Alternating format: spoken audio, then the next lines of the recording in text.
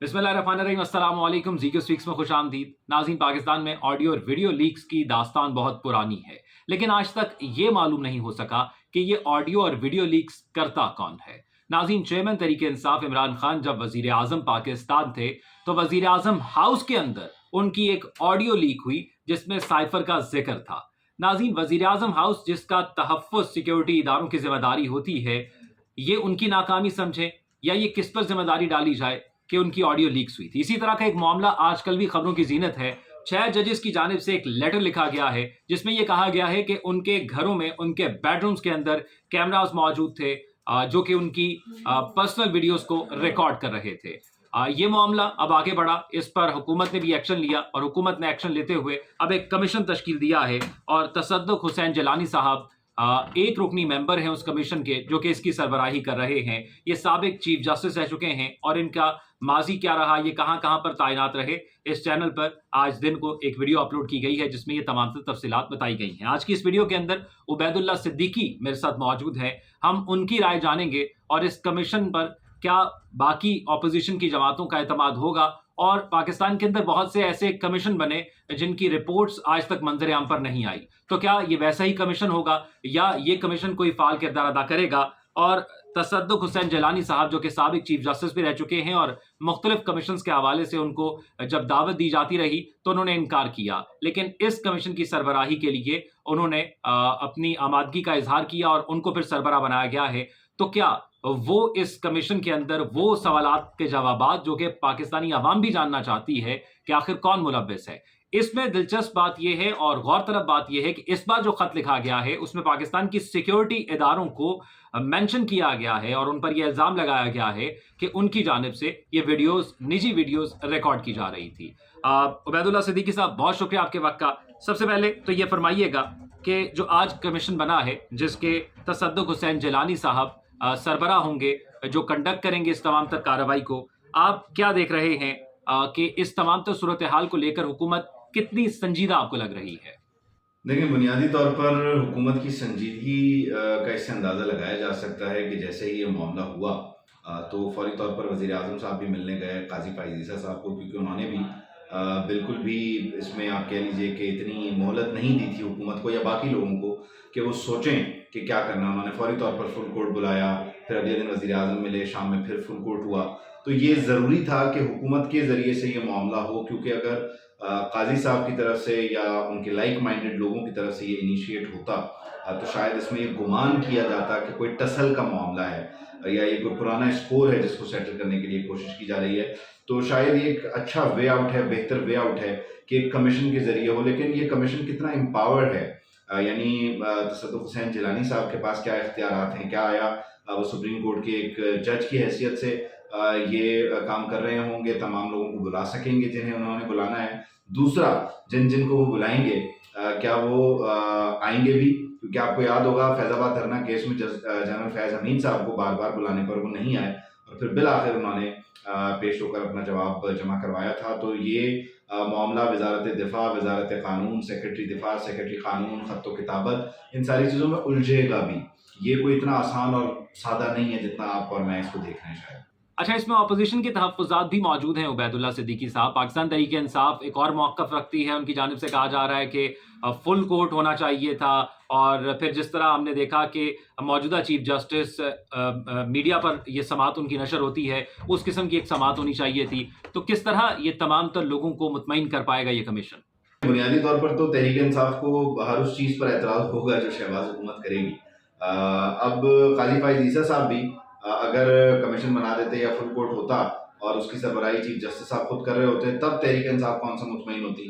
उन्हें एजाजुल एहसन साहब चाहिए थे, उन्हें जनाब मज़ाहिर अली अकबर नकवी साहब चाहिए थे। अब तो अनफॉर्चुनेटली वो लोग अवेलेबल नहीं है, वो ट्रक तो जा चुके। तो अब बुनियादी तौर पर मामला ये है कि तहरीक इंसाफ ने इख्तिलाफ करना है। दूसरा, वो कहते हैं कि वो जो इंतखाबात में बेज़ाब्तगी वाला मामला था, उस तरह का एक हाई पावर कमीशन बनाया जाए। तो उस हाई पावर कमीशन ने भी तहरीक इंसाफ को क्या नताइज दिए थे और तहरीक इंसाफ की जो सियासत थी या इल्ज़ामात थे उसको किस हद तक सेकंड किया था। आपको याद होगा कि उसमें वो इल्ज़ामात जो तहरीक इंसाफ लगा रही थी वो साबित नहीं हुए थे। तो इसको चलने दें, اس کو اتنا زیادہ متنازع نہ بنائیں، کیونکہ اس میں نہ صرف آپ ایک سیکورٹی ایجنسی کو ملائن کرنے کی کوشش کر رہے ہیں، ٹھیک ہے انوالومنٹ ہوگی نہیں ہوگی وہ تو کمیشن دیکھ لے گا، لیکن آپ عدلیہ کو کٹہرے میں لا کر کھڑا کر رہے ہیں، اور پھر فیصلہ من مرضی کا نہ آنے پر آپ پھر مزید تنقید کریں گے، تو پھر حکومت کو ہی طے کر لینے دیں، آپ دور بیٹھ کے تماشا دیکھ لیں، اس کے بعد طے کیجیے گا آپ نے اس پہ کتنی کوئی سیاست کرنی ہے۔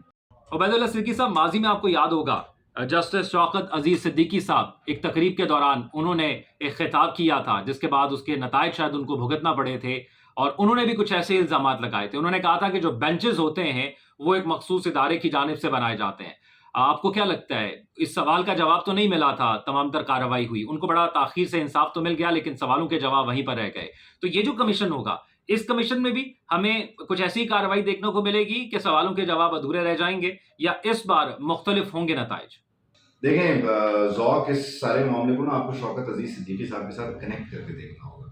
شوکت عزیز صدیقی صاحب کو عرصہ لگ گیا انصاف لینے میں، اور وہ بھی آدھا ادھورا انصاف ہے معذرت کے ساتھ۔ شوکت عزیز صدیقی صاحب نے جو الزامات لگائے تھے وہ تو آج بھی وہیں کے وہیں ہیں، کہ بینچز کے سامنے کیسز فکس کروانا، ان کی مینجمنٹ اور ساری چیزیں، کیا اس پر کسی نے تحقیق کی؟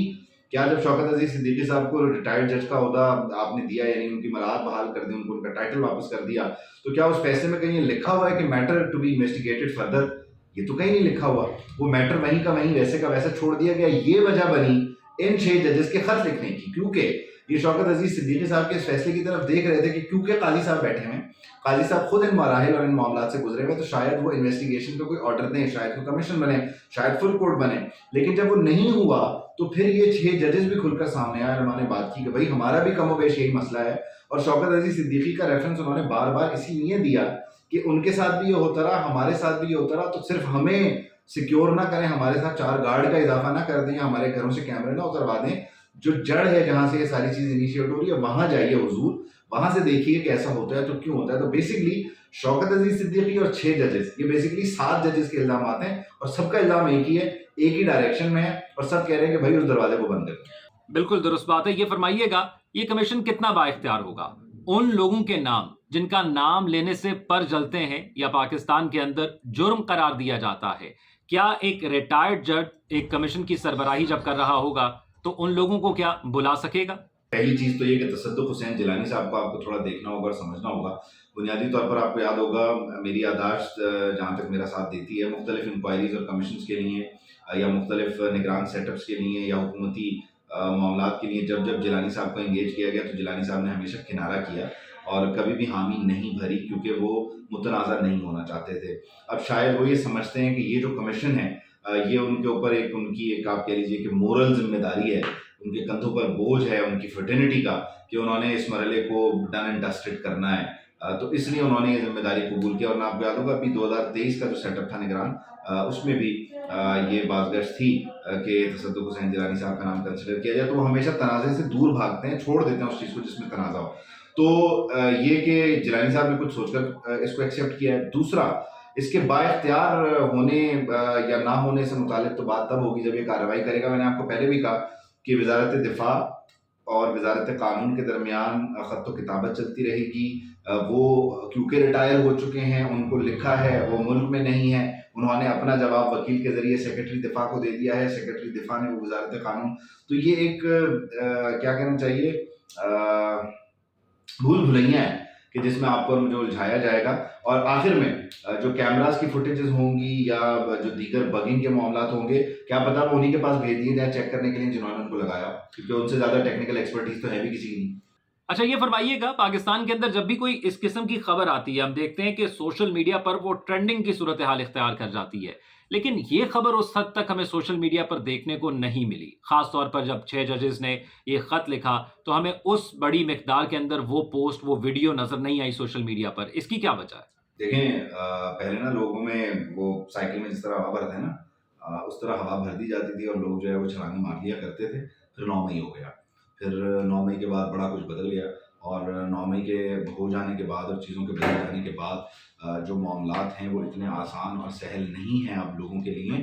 لوگ اب بھرتے نہیں ہیں، اور اگر بھرتے بھی ہیں تو اظہار نہیں کرتے، اور ساتھ ہی ساتھ لوگ جو ہیں وہ اب کوشش کرتے ہیں کہ تنازعات سے دور رہیں، کیونکہ کوئی پتہ نہیں چلتا کہ کب کون جو ہے वो कहाँ खाना खाते हुए या राह चलते हुए आगे पीछे हो जाए। एहतियाती करनी चाहिए, मैं भी इतनी बातें कर रहा हूँ, मुझे भी एहतियाती करनी चाहिए। अच्छा, आखिर में मैं आपसे ये जानना चाहूंगा कि इस कमीशन का मुस्तकबिल क्या होगा? आपको क्या लगता है? 60 दिन का वक्त दिया गया है, 60 दिन के अंदर ये मामला हल हो जाएगा और कोई जवाब हमारे सामने आ जाएगा? ये देखें ना आप, कमीशन पहले तो मुझे इसके 60 दिन में काम मुकम्मल करने पे हैरानी हो रही है, ये नहीं हो पाएगा।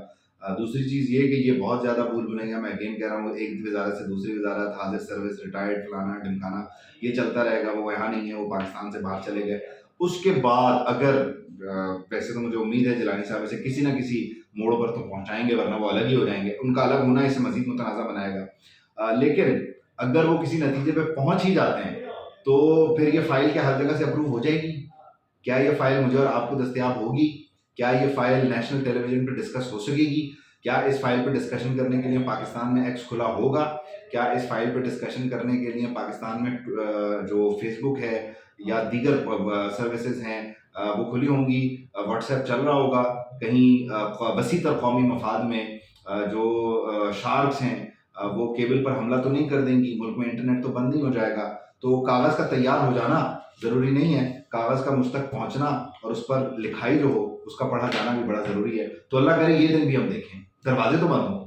ठीक है, बहुत शुक्रिया। उबैदुल्ला सिद्दीकी साहब हमारे साथ मौजूद थे और अपनी राय के हवाले से आगाह कर रहे थे। उम्मीद करते हैं कि माजी के कमीशंस की तरह ये कमीशन मुतनाज़ नहीं होगा। ये कमीशन अपने हतमी अंजाम तक पहुंचेगा, क्योंकि जब तक ये जो अधूरे सवाल हैं, जो माजी के अंदर भी मौजूद हैं, अब भी मौजूद हैं, इनके जवाबात हमें नहीं मिलेंगे, मुझे लगता है कि शायद हम तरक्की भी नहीं कर पाएंगे, हम आगे भी नहीं बढ़ पाएंगे, हमारा पॉलिटिकल स्टेबिलिटी का सिस्टम नहीं आएगा, हमारे अंदर अदलिया के अंदर जो रिफॉर्म्स हम चाहते हैं वो नहीं आएंगे, क्योंकि तमाम इदारे अब एक इल्ज़ाम बार बार दोहरा रहे हैं, जिसमें अब अदलिया भी आ गई है। इससे कबल कुछ सियासी जमातें थी और तकरीबन पाकिस्तान की तमाम सियासी जमातें मुख्तलिफ अदवार के अंदर ये बयानियाँ लिए हुए अपनी इलेक्शन कैंपेन्स भी चलाती रही हैं। अपना ख्याल रखिएगा और अपनी कीमती राय से कमेंट्स में ज़रूर आगाह कीजिएगा। अल्लाह हाफ़िज़।